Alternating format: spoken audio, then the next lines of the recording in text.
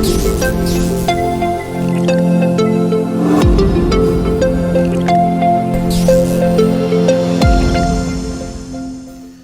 everybody, my name is Anthony Riley and I'm the referee manager at Central Football.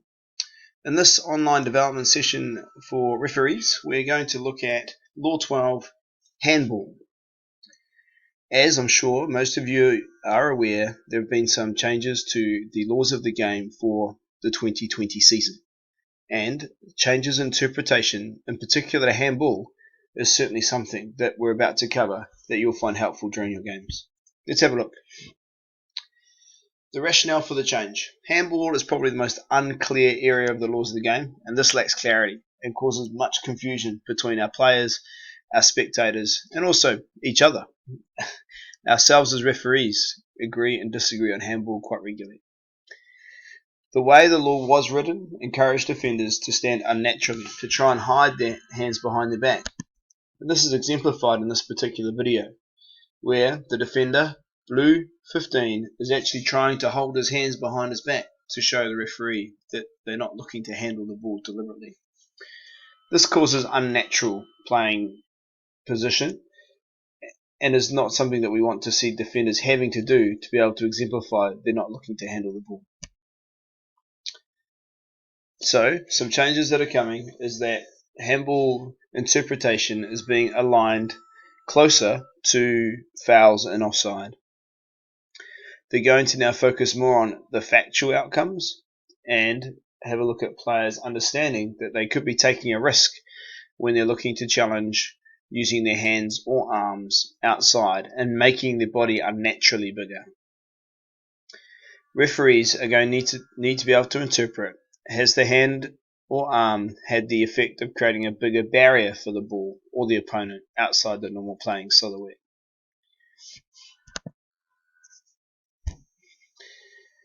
We're going to provide greater clarity in the laws around having the hand or arm above shoulder height. It's really a natural position. So, except when deliberately playing the ball, the player is taking a risk by having the hand or arm in that position. It is natural for a player to put their arm between their body and the ground for support when falling down. But extending the arm to make the body bigger, making a larger barrier, is not natural or fair and takes a risk when the player does doing so.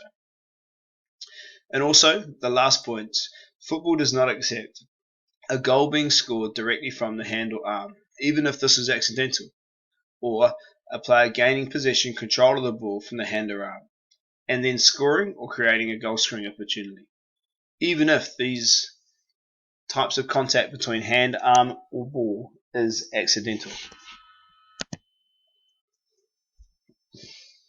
The amended text in the rules of the game now state that a direct free kick for handling the ball is awarded when an offence is created by a player who deliberately touches the ball with their hand or arm, including moving the hand or arm towards the ball. As we go through this session, you'll see the appropriate change to the law highlighted in blue, followed by the video next. In this video, the yellow defender, number 8, clearly uses his left arm to control the ball. This should be penalised with, in this case, a penalty kick as the foul occurs inside the penalty area. Pretty clear cut, and was handball in 2019 and will continue to be handball in 2020. Another example of a player deliberately handling the ball is in this case, with a team in possession, white number 13 is on the ground and uses his right arm to touch the ball. Here, even though the player was expecting a free kick to be given, it was not coming, and the white player deliberately uses his hand or arm to touch the ball. Again, no change. This was handball 2019 and will continue to be handball in 2020. The next part of the law we'll exemplify is when a player gains possession, control of the ball after he's touched the hand or arm, and then scores in the opponent's goal. In this clip, you'll see the green team attacking.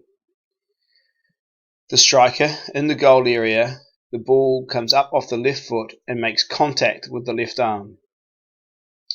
Even though the contact was accidental and not a deliberate play to the ball, under the change into the interpretations of the laws of the game, this would be penalised with a direct free kick to the defensive side, due to the outcome after the ball touching the hand or arm is a goal being scored. So in this case, a decision of direct free kick for the defensive team would be expected in 2020. Along with a goal being scored after the ball touching the hand or arm by an attacker, we must also look to see if it creates a goal scoring opportunity. In this particular clip, the team wearing the black jerseys is attacking. The ball comes up off the foot of the attacker and makes contact accidentally with the arm of the attacker. But due to this next phase being a shot towards goal, this would be penalised in 2020 as a direct free kick to the defensive side for handball. Again, even though it is not a deliberate act by the attacker, the next action is creating an attacking opportunity, a shot towards goal. So the referee must blow the whistle, stop play, and give a direct free kick to the defensive side for handball. This clip is here showing the yellow attacker using his left arm to control the ball. In this case, this is an attacking area of the field of play, and the next opportunity is likely to be an attack at goal and is a shot. This would be penalised by deliberate handball, direct free kick to the defensive side. Here we see the white team attacking.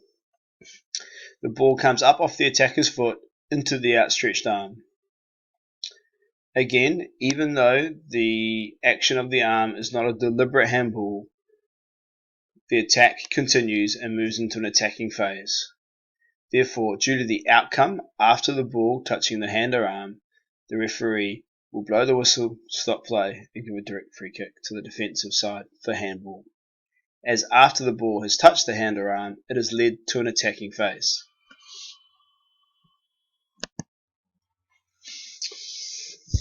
Another video to re-emphasize handball and attacking phase is this one. The ball is played by the defender into the attacker's outstretched arm, but the next option taken by the attacker is a shot towards goal. So again, a direct free kick to the defensive side for handball due to the attacking phase being a shot at goal after the ball touching the hand or arm of the attacking player.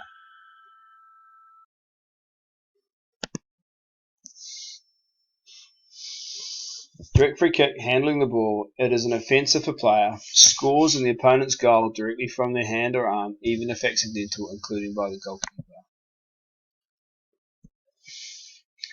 Here, in this case, you'll see the attacker head the ball and the ball makes contact with the right arm and hand. Even though this is accidental, the ball is going into the goal and is last touched by the goalkeeper. This would still be penalised with a direct free kick to the defensive team for handball.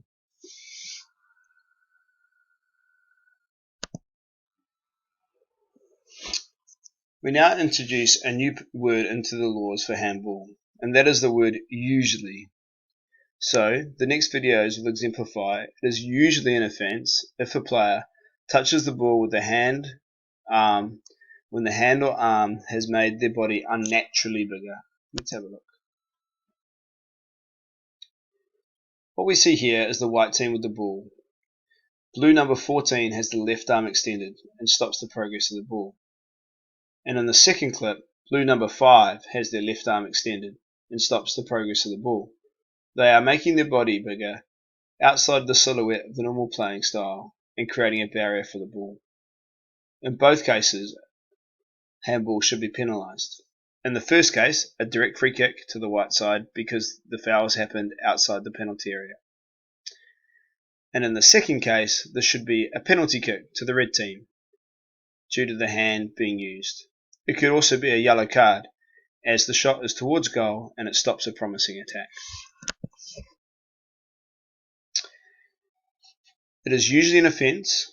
The hand or arm is above beyond the shoulder level. This is an indicator for referees to have a look at when players are challenging for the ball with their hands or arms above shoulder level. In this particular example, the blue player, number 5, raises his right arm and makes contact with the ball. In this case, a penalty kick is to be awarded for deliberate handball by blue number 5. The hand or arm is raised above the shoulder and therefore is a deliberate action by the defender. In the second clip, you'll see the red defender jumping, the left arm lowering and then re-raising up to stop the progress of the ball. The expected decision here is a direct free kick and therefore a penalty kick as the foul occurs inside the penalty area by the defensive side, and a yellow card being shown for stopping a promising attack as the head was towards goal. Again, an example of the hands or arms being above shoulder height and being deliberate action by the defender. In this situation, the hand or arms are raised, and then the player carries on into an attacking move also once the ball has made contact with the hand or arm. And in the second part of this clip, the attacker moves his hands or arms around and across his body, making himself bigger outside of the silhouette, and a direct free kick should be awarded. So first example, ball goes to an attacking move off the right arm, and then the green team breaks into space. And in the second clip, the player jumps, moving their arms above shoulder height and outside the silhouette of the body. Both penalised with a direct free kick. It is usually an offence if a player touches the ball with their hand or arm is above beyond their shoulder level, unless the player deliberately plays the ball, which then touches their hand or arm. So we're now asking referees to look at what happens before the ball touches the hand or arm above shoulder level. The yellow defender, in this case, is looking to clear the ball. They are looking to kick the ball back over their head, and their arms are raised in the natural movement of clearing the ball. Due to the ball coming off the foot and onto the hand or arm, in this case, the arm above the head, the decision here would be to continue to play, and no offence has been committed, as this is a defender, and the arm has not deliberately moved towards the ball. The arm is in that position due to the action of the defender. So decision in this case, play on. In this situation, the defender looks to head the ball. The ball comes from across, the player uses his head, and it comes down onto his arm. The arm is in a natural position for the action of the player jumping to head the ball, and there is no deliberate movement from the hand or arm towards the ball. Again, in this case, continue to play. There is no offence.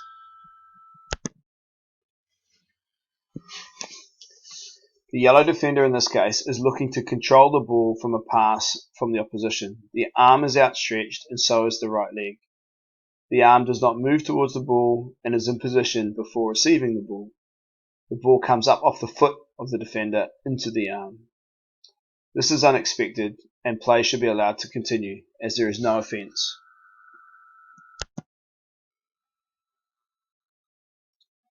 Similar to the previous clips we've seen, here the defender wearing blue looks to clear the ball from the defensive area. They are falling backwards, the arm is raised to stabilise the body, and the ball comes up off the foot of their own defender into their own arm. In this case, there is no deliberate movement of the hand or arm towards the ball, and the referee should allow play to continue as there has been no offence. So keep the game going in this situation. This is a defender, and there is no deliberate action to play the ball with the hand or arm after it comes off the foot of the same player. The above offences apply even if the ball touches a player's hand or arm directly from the head or body, including the foot of another player who is close. So here we are asking referees to look at what is the player whose hand or arm has touched the ball looking to do. And in this case, with the defenders, they are looking to carry on playing and clear the ball. For defensive players, we must look at a deliberate act. When players are in an attacking position and the next action is a goal or creating an attacking opportunity, then it does not matter if the action is deliberate or not. There's been some changes to the amended text in the laws of the game, so we need to have a think about. Except for the above offences, as previously noted, it is not usually an offence if the players touch the hand or arm directly from the player's own head or body, including foot. So here, in this case, you see the attacking player in yellow crossing the ball. The player wearing the white jersey slides and the ball comes up off the legs into the point of the elbow tucked against the body. In this case, continue to play. The arms are within the body and therefore looking to be in an expected position for this type of tackle or slide. And the ball comes up off the leg of the body. Therefore, no offence. The game should be continued and restarted, in this case, with a corner kick.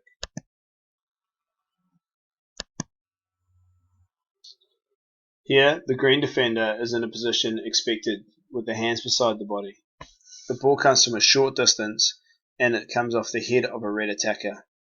The player is not expecting this, and you can see that by the defender's loose movement of the arm once the ball strikes. When a player is expecting contact, they generally brace, and in this case you can clearly see the left arm move freely after the ball has made contact. There is no offence here and play should continue.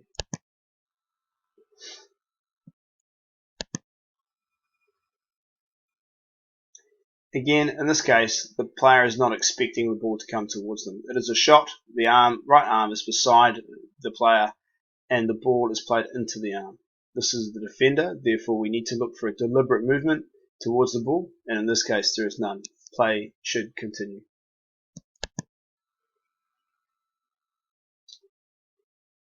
Here we see a free kick being taken, and the white defender in the wall turns the body and the ball makes contact with the hand or arm. The right arm is tucked up against the body, it is not outside the silhouette, it is not making a barrier bigger for the ball to transverse. So therefore, play should be allowed to continue.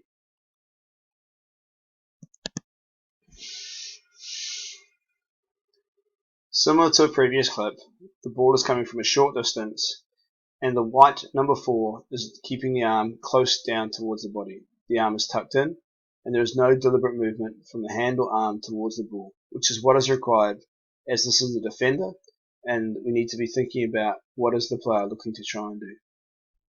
In this case, the referee correctly allows play to continue. Here we see a shot towards goal. The red number 5 has the left arm tucked right next to the body.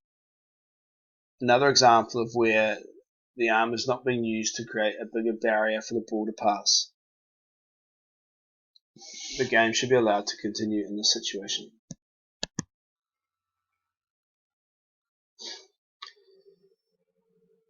Here, the ball comes from a very close distance from the red number 17 and makes contact with the left arm of the white defender. As exemplified in other parts of this presentation, the arm is next to the body and does not move deliberately towards the ball. This is a defender, therefore we need to find a deliberate movement or act of handball towards the ball for this to be penalised. The game should be allowed to continue as no offence has been committed. It is difficult to determine whether a player deliberately handles the ball when they are falling. So now we have some text and examples to define this for us as referees. It is expected for when players are falling to put arms down on the ground to help support the body. If the ball strikes the hand or arm whilst it's down looking to support the body and this is a defending player, then play should be allowed to continue. If the other arm is being used to make the body bigger, above the head or out to the side of the body, then this is now a deliberate act and can be interpreted as deliberate handball by a defending player.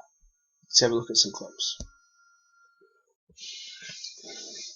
What we can see here is the player, number 19, falling to the ground. It is expected that the right arm falls down to brace.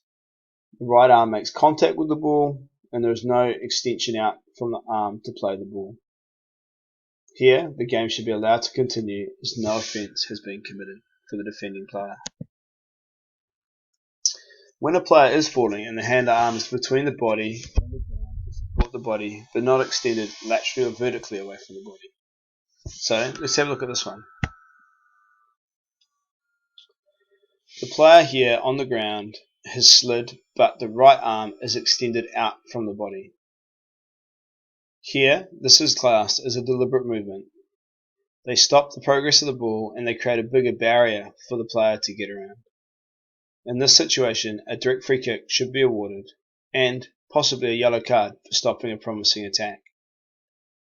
The arm has not gone down to support the body, the arm has gone down outside of the body to prevent the progress of the opponent. Some excellent positioning from the referee in this clip to see the offence. So, those are the changes to the handball. To help you decide handball, you need to follow a process within your mind. Let's have a think about the role of the player first. Is this an attacking player or a defending player? If it's an attacking player, has a goal been scored or has an attacking move been created? Therefore, any contact with the hand or arm with the ball must be penalised with a direct free kick. If the player's role type is a defender, then, in this case, there must be a deliberate act for a handball offence to be awarded. Either the player making themselves bigger to stop the progress of the ball, or the hand or arm moving towards the ball to make a bigger barrier for the ball to pass. Handball will always be a controversial topic. It is a topic that will always have the attention of all players, spectators, and stakeholders of the game. This video here is for a resource for you to use, play back, start again. And please take the time to have a look at the clips that were provided. If you have any further questions, drop me an email, anthony@centralfootball.co.nz. I hope this resource goes towards you looking to make more accurate decisions on the field of play. Ngā mihi and all the best.